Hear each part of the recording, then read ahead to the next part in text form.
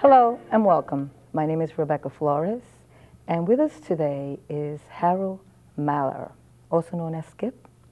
Skip has a company called Instantron. He is the president of the company, a company that specializes in skincare and hair removal. Welcome, Harold. Skip, what do you recommend I call you? Skip? What do you come from? Skip. Skip, tell us a little bit about Instantron and its mission statement. How did it start? Instantron started as the DJ Mahler Company back in 1880 by my grandfather. I will hold up a picture here. Here's my grandfather. He's in front of one of the machines he has, which I have here. He developed the idea for electrolysis hair removal for the beauty industry. He brought it from the medical industry. It was invented by a doctor, Charles Michel, in St. Louis, Missouri in 1875, and during my grandfather's teen years, he had the idea that hair removal would be something very good for the beauty industry.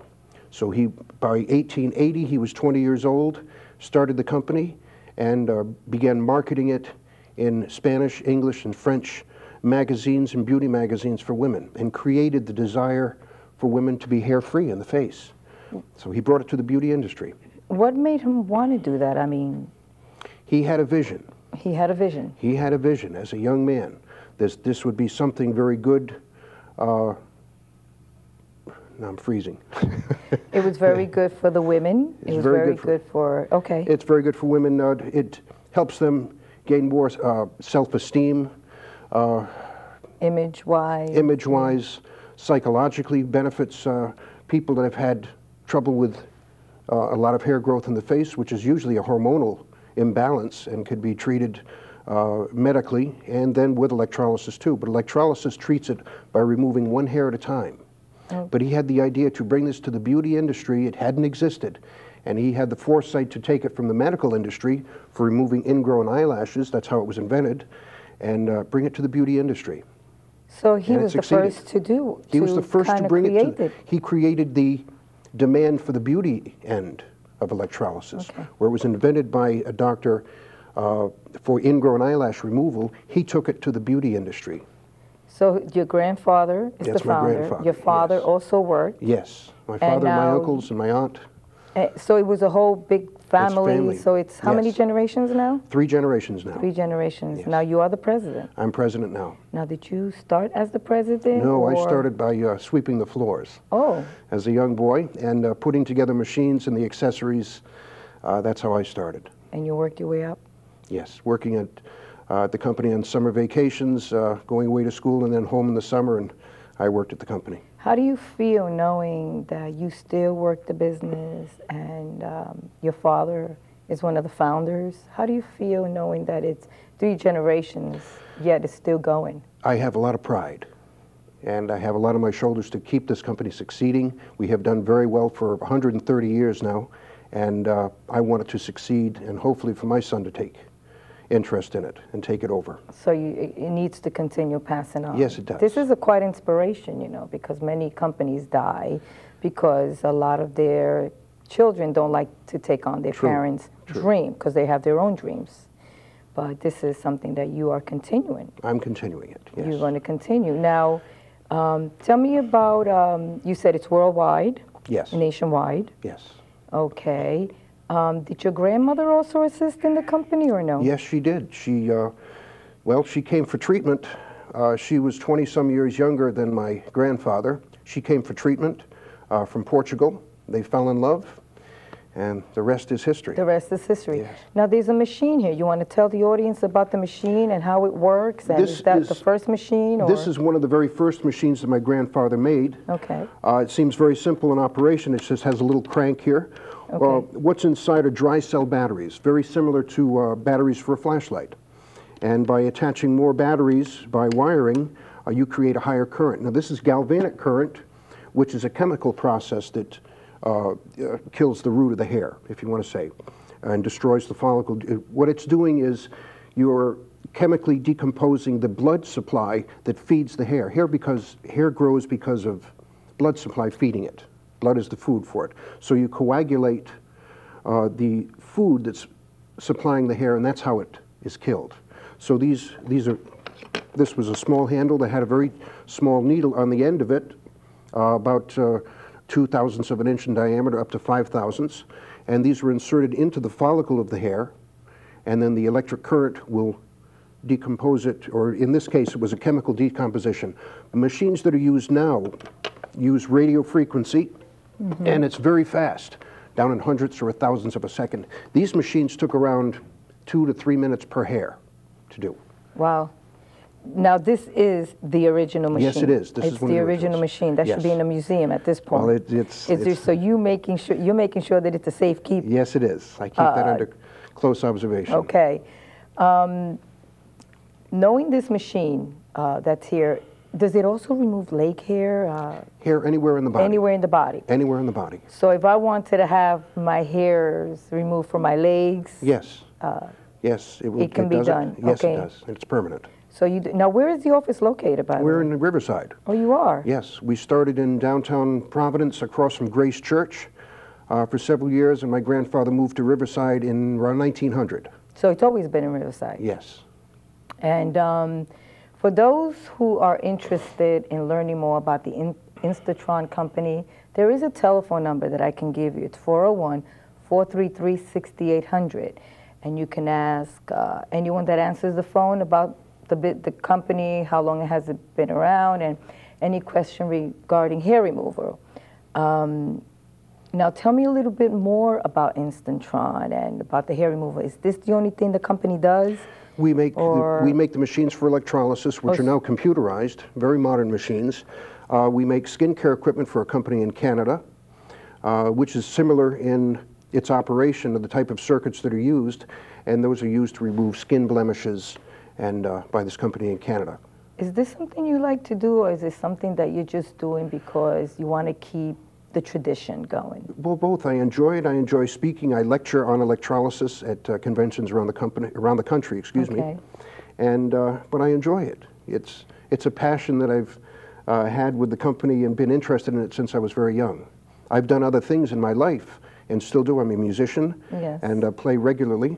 Yes, I understand you are a musician. Tell us about what you play. What kind of do you play? An instrument? Do you sing? Many instruments. I'm a vocalist also. I play keyboards, piano, organ, synthesizers, saxophones, flute, clarinet. Okay. Oh, my understanding is that you sang for the Philharmonic in Philadelphia? Well, I played clarinet as a young boy, 17 years old, for the Philadelphia Philharmonic under Eugene Ormandy. And for President Nixon's inauguration, I played for his inauguration at Kennedy Center. Wow. And this was a wonderful experience. I was scared to death the whole time. We were playing with the Philadelphia Orchestra and the Mormon Tabernacle Choir.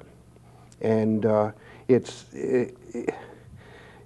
something for a boy of 17 to all of a sudden be thrust into that arena. And it was scary, but it was wonderful. And now, what made you want to play an instrument? Because now we're taken away from the company to focus on you. Because I always believe that even when you're a musician or an artist, you have to make a living somewhere else to continue many your times dream. That's true, yes. So, did you always like playing an instrument and singing? And always, ever since I was little. My mom saw that my sisters and I had a talent for music, and so they pushed it, not pushed it, but they gave us every opportunity with music lessons and different instruments and never held us back, which I believe is very good for young men and women to have a dream and to go after. If you want to be a musician, you can. And it's good for parents to, I'm looking for the word, to expose their children to music, but also to encourage them. If they see the desire of this, they may have a child who's a prodigy. Exactly. Not that I am at all, but many children are. My dad used to tell me, if you want to be if you want to be a musician, be with those who are where you want to be. If you want to be an artist, a musician, a singer, whatever it may be, whatever your dream is, you cannot hang out with a mechanic if you want to be an artist. So I always remember that. He used to always tell me, be with those who are where you want to be. So I'm a believer that you should always follow your dreams. Yes. Now you have children. Are they also, how many kids do you have? I have one son, 26 years old. Is he also a musician? He's a musician also. He's studying in Nashville, Tennessee, at a college there, but he plays guitar and bass. Oh, okay. Is he solo? I'm sorry? Is he a solo artist? Does he play with a group? He's learning how to play on his own. He has a good ear for music, which is a God's given gift. If many people have the gift of being able to hear music and to reproduce it and understand it by hearing it, and rather than having to read, he has that gift. So you must have a good ear. I have a good ear. Yes. Okay. Now tell me about any famous groups or any renowned artists that you've sang with in the past. I understand you sang with Tavares. I sang with Tiny Tavares for the past couple of years. We've done a few jobs together. I enjoy his company. I enjoy the music that Tavares has written. And I've had the chance to play in Boston, different areas of New England, also in Florida, and sang with them in New York City. Oh, really? Yes. Oh, that must be nice. It was wonderful. And I'm sure you'll do it again. I hope so. And you continue. Anything else you want to tell us about your passion, about the company? You live in Rhode Island. Yes. You're married to a wonderful lady. Yes. You want to tell us a little bit about your background and your family life, and how do you keep the balance of the full-time company, continuing the tradition of the company, your musician, you know, your passion in life, and your family life? How do you balance all three? It doesn't seem difficult. There's time for everything. And what I see is people can do, you have the chance to do anything you want. In this country, we have the ability to chase after our dreams. And I encourage people to do this. Go after your dreams. Okay. I went after music. As a younger, my father wanted me to come into the business. I wasn't ready. I was a rebel and retaliated against him. And he let me have my way, and I did music, and I traveled and did albums, many recordings over the years with different bands. And when I was ready, I told him he needed help with the company. Back around 1983, and that's when I came in. That's one of the records that I had done. I want to show the audience an album. It's called The Boys Are in the Back Room. That's a band band it says Pentagon. You want to tell me about that? The name of the band was Pentagon, out of Harrisburg, Pennsylvania. They are still going. They've been playing about 30-some years. The band still exists. Okay. I'm good friends with them, and we did several albums together and traveled all over the country. Now let's focus on Skip. This is Skip right here. Well, he's smoking a cigarette, actually. It is a cigarette. Yep. Yes, it is. Okay. And these guys, you say they still exist. You keep in contact with them. Yes, I do. I keep in touch. Is this one of your first albums? Yes. Okay. I did 4 with that band. You did 4 with that band. Yes. Okay. Now, what's your wife's name? Her name is Noelle. Noelle. She's a Christmas baby. She's a Christmas baby. You want to tell us why she's a Christmas baby? Yeah, that's when she was born. Okay. Now, does she also play an instrument? She plays marimbas. She has a very good ear also. She's a singer. She's been a dancer and a choreographer over her life. She's taught little children to dance here in Warwick when she first moved here, but she's traveled all over the country and was a very good choreographer in Las Vegas and Toronto. And we met working at Harrah's in Atlantic City when they first brought in gambling down there. I worked for many years, and her band and my band were both working at Harrah's. We started teasing each other and playing jokes on each other, and that's... You met, fell in love, and the rest is history, right? Yes, That must be great. So I'm going to get back now to the company. Mm-hmm. Did your father play an instrument? Yes, trombone. He played the trombone? Yes. Was he in a group, or he played in military bands. He played when he was in the service and in college. He was a glider pilot in World War II. Okay. And, so you do have a family background of creativity, of music. Yes, and my mother played also. My mother was a good musician, and they encouraged myself and my 2 sisters into taking lessons, and I hated taking lessons, but I'm glad that I did. Yeah, you don't regret anything now, No, I don't regret it. You don't regret anything right now. Great. Do you like sailing? What do you do for fun other than your passion? Music. I like boating. You like boating? I grew up with horses with my sisters. My sisters and I were very good equestrians. They were much better than I. My sister Julie she was in line for the Olympics many, many years ago. Both she and Priscilla. That's Julianne and Priscilla, my sisters. Julianne and Priscilla. They're both great riders. Are you the oldest? Where do you fall? Yes, I am. You're the oldest? I'm the oldest. The oldest of 3? 3, yeah. The oldest of 3, okay. Your father was a musician. Your mother was a musician. How about your grandparents? No, but I have a relation of Gustav Mahler, a composer. We're told we're related that way. And he was the same age as my grandfather, and they, at best, I think, were second cousins. So he's a distant cousin of mine, Gustav Mahler, but he wrote many symphonies, and I'd like to say that I got the musical ability through him, somewhere along the line. In order for your grandfather, Daniel Mahler, to build this company, he had to have had a strong vision. He had a vision, yes. But you also had to believe that it was going to work and be focused. Do you think that then, in the 1800s, it was easy to be focused versus today in our society? In some ways more difficult, in some ways the same as now. He had an idea, and he knew it worked. He knew electrolysis was permanent, and it was a legitimate business that could be developed. He saw its success in the medical industry and thought this would be very good for the beauty industry also. But he had a vision, and he had a focus that way, and he made it happen as a young man. Yeah, I think a lot of it also is discipline. You know, self-discipline. You have to be extremely self-disciplined. Exactly. That's not one of my fortes. That's not one of your fortes, huh? Well, it has to be more or less. It has to be now, yes. Maybe not here, but maybe in what you like to do. In my younger years, I was a radical, let's say. I think we all were a little radical one way or another, yeah. How about Noel? Tell me a little bit about, I want to get into your family as well, because it's always good to let the audience know that there's inspiration everywhere and support everywhere. And it not only comes from you, but it comes from who you are surrounded by, you know, because I believe it can make you or break you at the same time. Is she focused?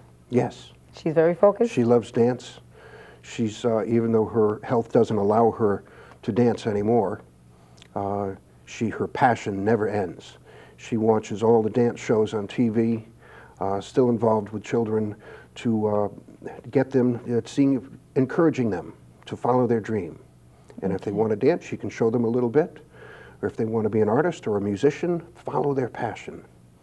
She's very good with children. She's very good with children.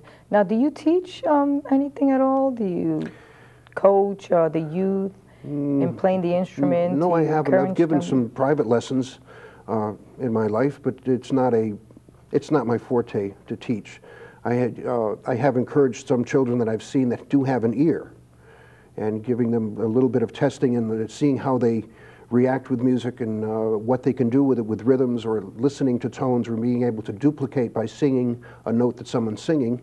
You can see if they have an ear. Okay. And I've told parents of children that do have an ear that they have a talent that is one in many thousands have this ear, the ability to hear music and understand it. That's a gift that you have. It's not something you can learn. So with children that I've seen that have this, I've gone to their parents and told them that I think that they have a real talent and they should be encouraged. Again, I want to let everyone know that if you want to know more about the company Instantron, to please call 401-433-6800. I know a lot of us can do with removing some of those some hairs in our bodies that we don't like. And I think Harold Mahler can answer a lot of your questions, or anyone in his office. Again, it's 401-433-6800. If you have any questions or for further information, by all means, please do call. You want to tell us a little bit more about the company? Tell us a little bit more about how you used to see your father, your grandfather Daniel work. Well, did you get a chance to really see him? I didn't. Unfortunately, I didn't have a chance to know my grandfather. He died when my father was around 13 or 14. Oh, okay. He was in old age. He was having children in his 60s. That's why there's such a spread with years. He was in his 60s when he started having children with my grandmother. Really? And yes. Wow. Yes. Is he an inspiration to you today? Yes. I see the success he had, and he followed his dreams. Now, was there a reason why he decided to have children at the age of 60? Did it have to do with the business and the focus on the business? I guess he hadn't fallen in love yet. Oh, really? Yes. Maybe he didn't want to fall in love. Maybe, I don't know. I'll never know. But your grandmother didn't tell you? Well, she passed when I was young also. Aww. But she was a very strong woman. She ran the company in his latter years when he was ill. Okay. He had cancer, which in those days there was very little treatment. Okay. And you don't have the medical knowledge that you do now, the advancements in the medical field. So if he had children starting from the age of 60, at what age did your grandfather pass? In 1934, okay. he passed. I won't count the years. Yes, and that's, in 1934. he was, in 1934, he was, I forget the age, but my father was 13 or 14 then. My father was born in 1920. Okay. Wow. Good years, though. Good years. Yes. A lot of good years. They saw, well, with the Depression, they saw the company almost close, but they did their best to keep it going. And it was a smaller company then, and then grew after World War II. And my uncles and my dad did very well with it. They marketed it the right way. They were the first to have an 800 toll-free number for supplies. We sell the supplies also. We don't just build the machines, we give treatment. Talk to us about the supplies. Yes, we sell all the supplies, the probes that are used. Some people call them needles, different tweezers, treatment chairs, lamps, sterilization equipment. We have everything that someone needs for electrolysis practice. Okay. And my grandfather has always done that since 1880. He made the equipment, but also taught it around the country. And he had people coming to him for education. He had a school of dermatology also. A school of dermatology. Yes. It's amazing how one person can be so self-taught to learn all of this. Yes. Now, did he create books and brochures? Many brochures and catalogs. He lectured. He had lectures that other people would use. A lot of research that was used by other people. He worked with many doctors in the field around the country. Now, how did he market himself? He marketed the company. He didn't market himself. How did he do that? Through beauty magazines, women's magazines in French and Spanish. I have old ads in old magazines that are 100 years old, where he took ads. And he became very successful. Yes, he did. Just based on those magazines. Yes. And those ads. Wow, it's good that he used a different type of languages. He really had a lot of foresight. Okay, a lot of foresight. For a young man at How many employees did he have then? How did he grow to? It was a one-person family? Well, he had in the family, and at the time maybe 10, average of 10. We've had as many as 17 people working at the company. And how many do you have now? Now about 6. Oh. It's a very different industry. Okay. Very different industry. In the economy. The economy. And you have to tighten your belt in this economy. But don't give up. I won't give up. Okay. It's good to see that you're still continuing the tradition of your grandfathers. Yes. And hopefully your son will do the same. Maybe he will. And his kids will do the same. You know, because I don't think anyone can manage the company better than the family. Thank you. I agree. And 3 generations, you want to continue focusing on the tradition of the company. And you also want to continue focusing on your gig. When is your next gig? Are you playing anywhere? I have some things coming up in the next few months, yes. Anywhere? Oh, yeah? Yes. You want to tell us about it, or you don't know Well, yet? the different nightclubs around Rhode Island.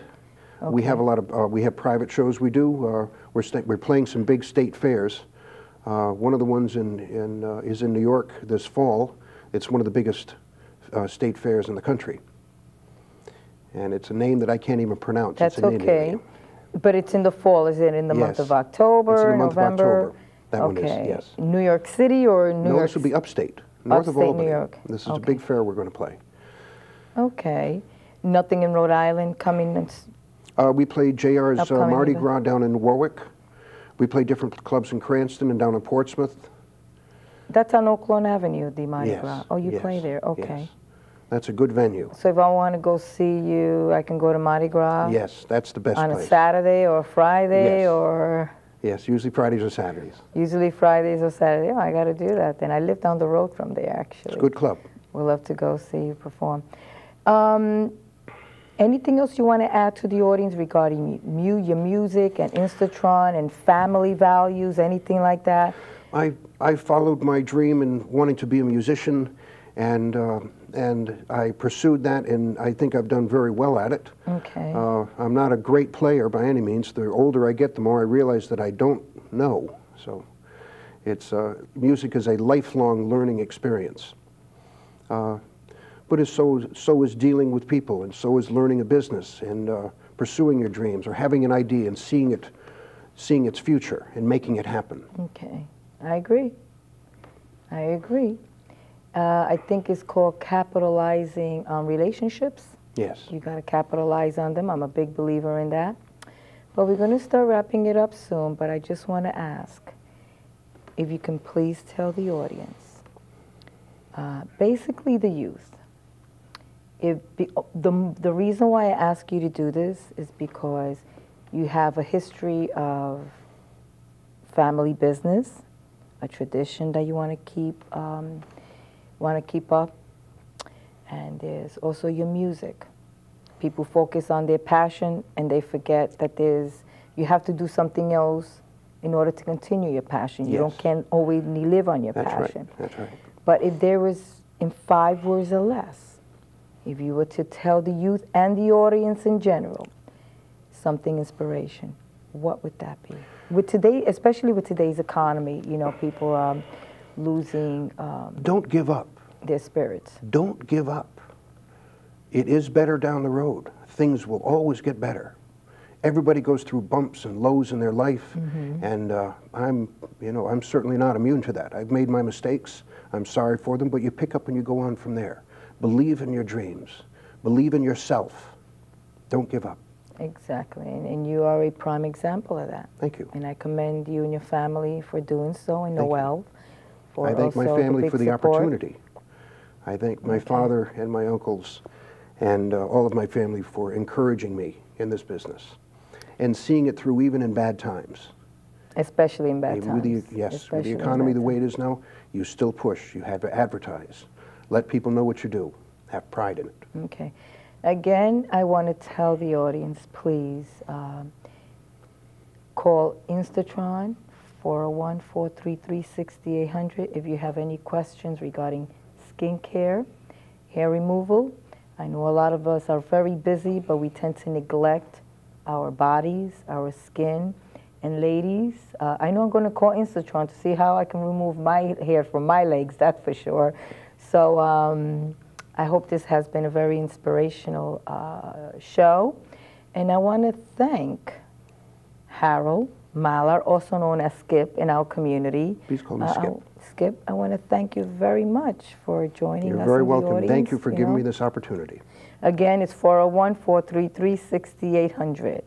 Okay, you want to show the audience again a picture of your grandfather? Here's my grandfather. Just one more time. He's showing. Just to inspire everyone. He has one of his original machines there, and I'm trying to see the resemblance here. I don't know. And I don't see any resemblance. He was a lot thinner and smaller than I am. But he was a great man, and I am very proud to be part of the family. Okay. Again, I want to thank the audience for watching the show and for being with us today. Okay? Thank you very much. I want to thank you very much You're very welcome. for being here today. And I think we cut the show a little too short, but that's okay. They told us to wrap it, but that's okay. Did you feel nervous? Are you okay? A little bit. No, don't be. It was pretty easy. I tried to make it